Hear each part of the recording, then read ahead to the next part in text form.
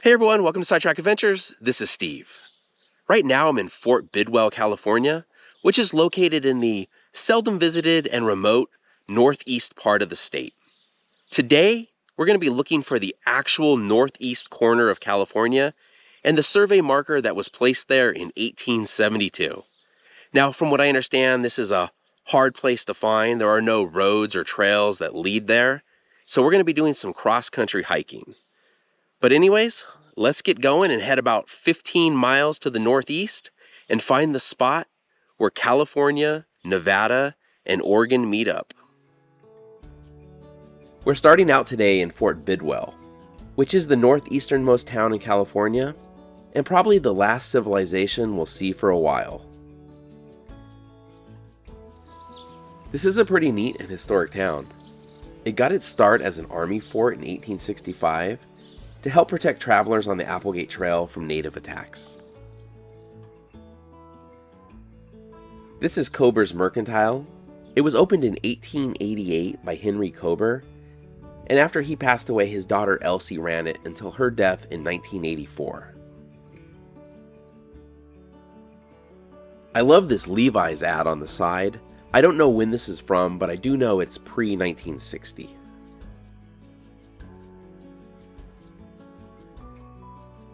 Right next to the Mercantile is all that remains of where the bank once stood, just the vault.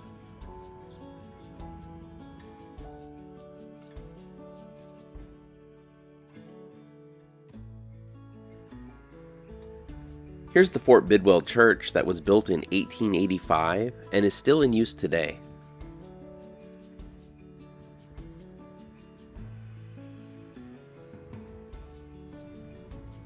I'm not sure what this building is, but it definitely looks like it's been here for a while. Fort Bidwell was named for General John Bidwell, who was an early pioneer to California and led one of the first immigrant parties on the California Trail in 1841. He also founded the city of Chico.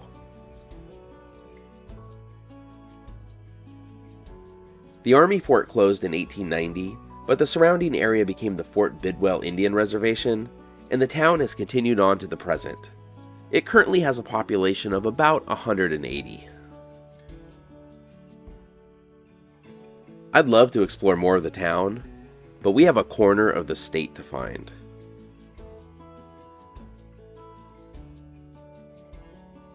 We're going to be taking a dirt road to the northeast and get as close as we can to the corner before we head out on foot. Where we start walking should be just over 2 miles from the corner.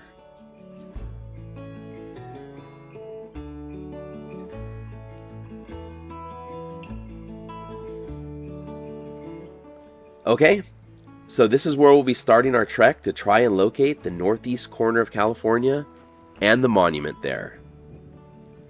On Google Maps it shows that there's a trail, but as you can see, Google has some bad info. There is no trail to be found.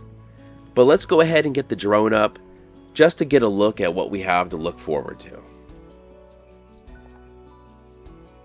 Very few people ever visit the monument, so there isn't a lot of information available on how to get out there. It does look pretty open, and I think I see possible tire tracks, so we'll head to those and hopefully they lead to an easy way to cross that ravine in the distance, as that looks like the only real obstacle in our way. At least the only one we could see so far.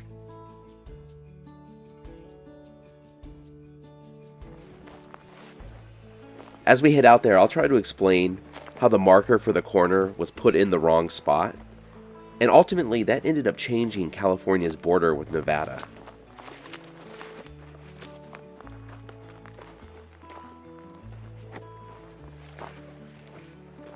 With all the brush here, I have to watch where I'm going so I don't get tripped up. And also, this is a great environment for snakes. It looked like the brush thins out in a couple hundred feet when I flew the drone, though.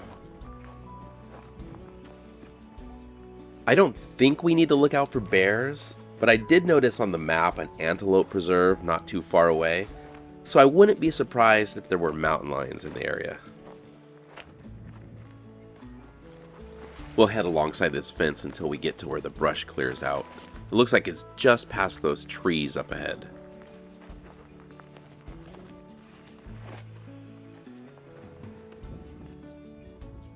These horses are probably wondering, what are we doing out here? They probably don't see many people come by.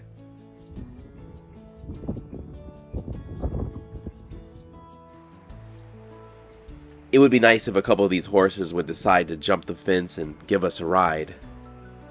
But at least the brush is cleared out, and it should be a pretty flat walk until we get to that ravine.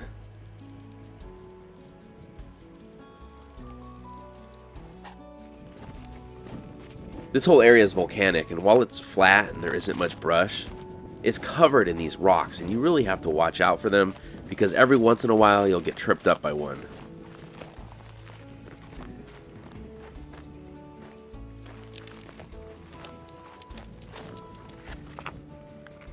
So the saga of this northeast corner of California began in 1848 when the United States defeated Mexico in the Mexican-American War. The United States was ceded a large chunk of land that had belonged to Mexico, land that extended from the Pacific Ocean to the Rocky Mountains. So when they went to designate California out of that land the United States had annexed from Mexico, the question became how to set the boundaries. There were three boundaries that were pretty much already established: the Pacific coast, the 42nd degree latitude for the northern border where the Oregon Territory was, and the 35th parallel on the border with Mexico. But the eastern border was causing a problem.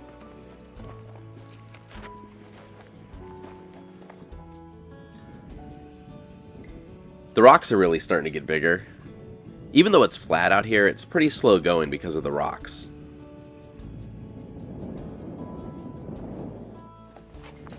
In 1849, California had a convention, and it was decided that in the southern part of the state, the eastern border would run down the middle of the Colorado River, but in the north, instead of using a terrain feature to set the border, they would place it along the 120th meridian until it reaches the middle of Lake Tahoe. And from there, it would head in a straight line until it reaches the Colorado River.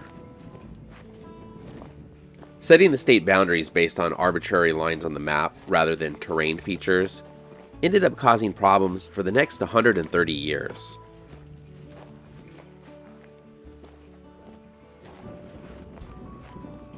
We finally found those tire tracks. Hopefully this leads to an easy way to cross that ravine up ahead.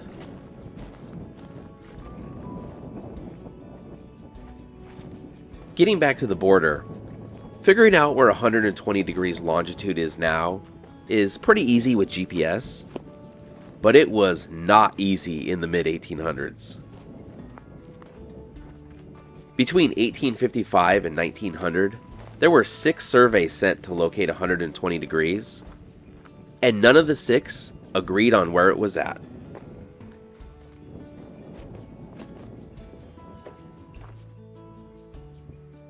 Somebody stacked some rocks here. It's possible that this is from one of those 6 surveys, though pretty unlikely.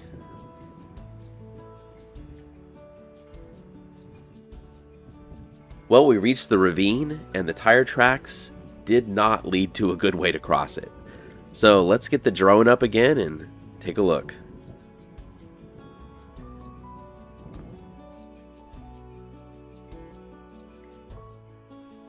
Well, at least there's no water. I think we're just going to have to kind of pathfind our way across here.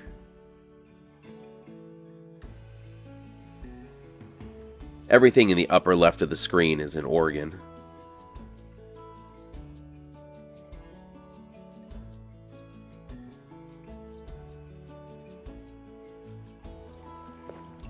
You can see where a number of trees have been chopped down here and there. And there are these piles of branches, and I at first thought they were pack rat dens, and maybe they are, but on closer inspection, they look like they might be man-made. It looks like somebody's been through here at some point and cleared out some of the dead trees.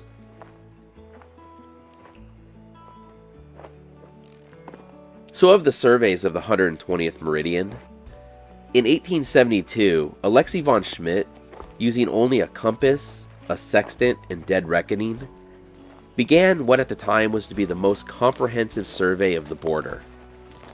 And part of his survey was to include marking the boundary. So Von Schmidt and his crew built stone markers about 1 mile apart on the length of the state's boundary. So Von Schmidt ran into some problems. He started where a prior survey placed the northeast corner of the state and worked his way south. He would get to about 100 miles from Lake Tahoe when he figured out that the older survey of where the northeast corner was over 3 miles too far to the west. Imagine traveling for over 100 miles through this type of terrain, putting up markers every mile, only to find out you're over 3 miles off for every single marker. Well, we reached the bottom, and now begins the hard part of climbing back up the other side. And I'm actually surprised we haven't run into any snakes yet. But those rocks in front of us look like the type of place a snake would really like to live.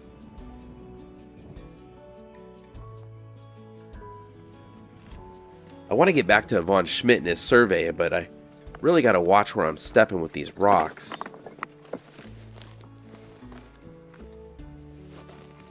There's a lot more of these loose volcanic rocks on the eastern side than there was on the western side.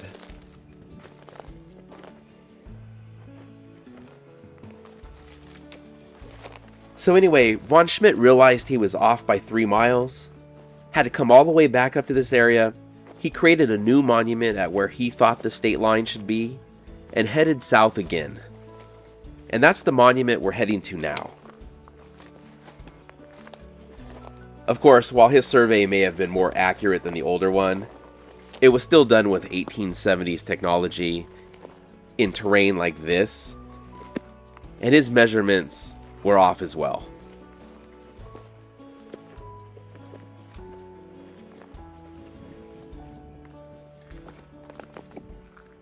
Alright, we've made it to the top. The eastern side of the ravine is higher than the western side, but let's take a look back.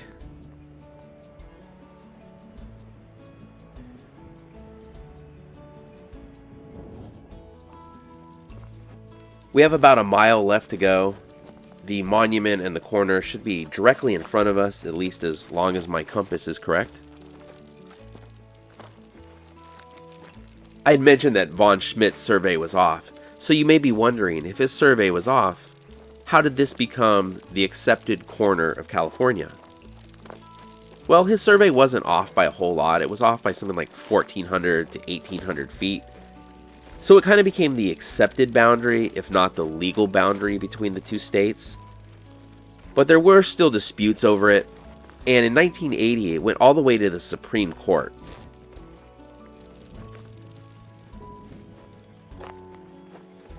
And so when it went to the Supreme Court, it was decided that the 1872 survey would be the official border between California and Nevada, north of Lake Tahoe, and that a later 1890 survey would be the border between California and Nevada, south of Lake Tahoe.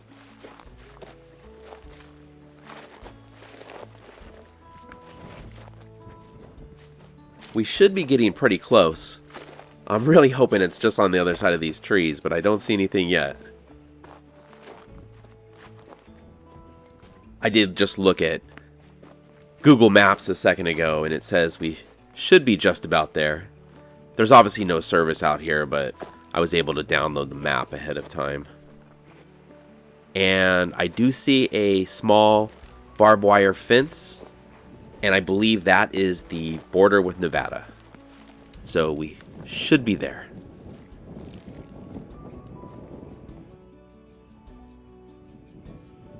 So this barbed wire fence marks the border between California and Nevada. And right over here is the monument that was placed here in 1872 by Alexey Von Schmidt, and the northeast corner of California, and also the northwest corner of Nevada, and just like the middle of Oregon.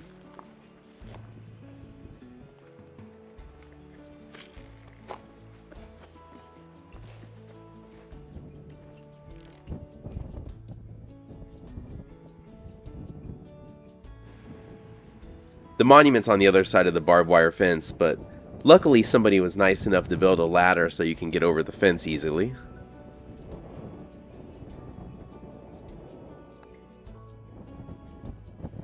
This is the only corner of California that isn't touching water.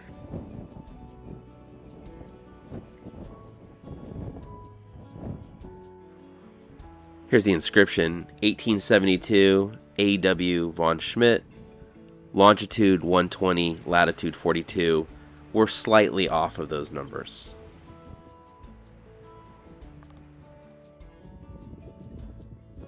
There's a bottle in the concrete.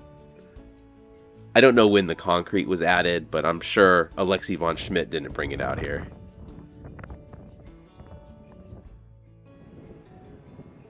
I noticed a few other things are stuck in the monument on this side as well. Looks like there's a book here. It's probably the Bible. Or, I guess it's the Book of Mormon. Put that back. And this is probably a register. Let's take a look. Yep, it's a register.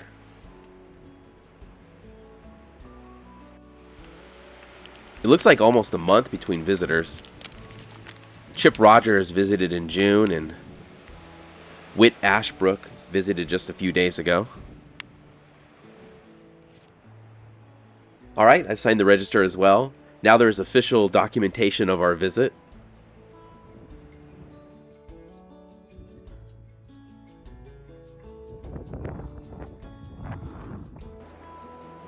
I just noticed this tree has a bearing tree sign on it.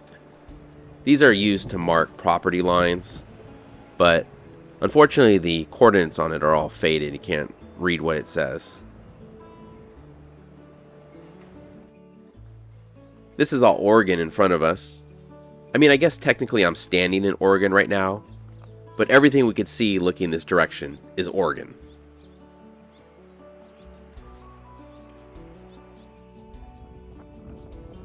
And that's California on the right, Nevada on the left.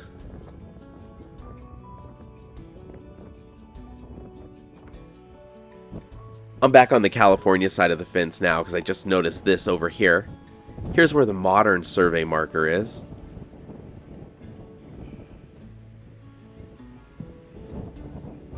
This marker is about, I don't know, 20 feet or so from the 1872 monument. So this is what the northeast corner of California looks like.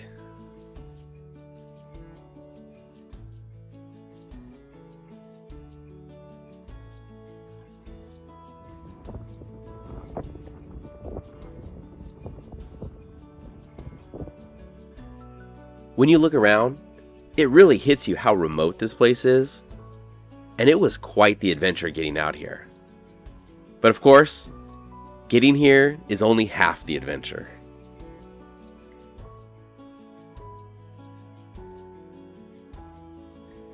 Now that we've made it here, we have to find our way back. So that's our look at the northeast corner of California. Thank you so much for watching. If you enjoyed the video, please give it a thumbs up, consider subscribing, and we'll see you next week.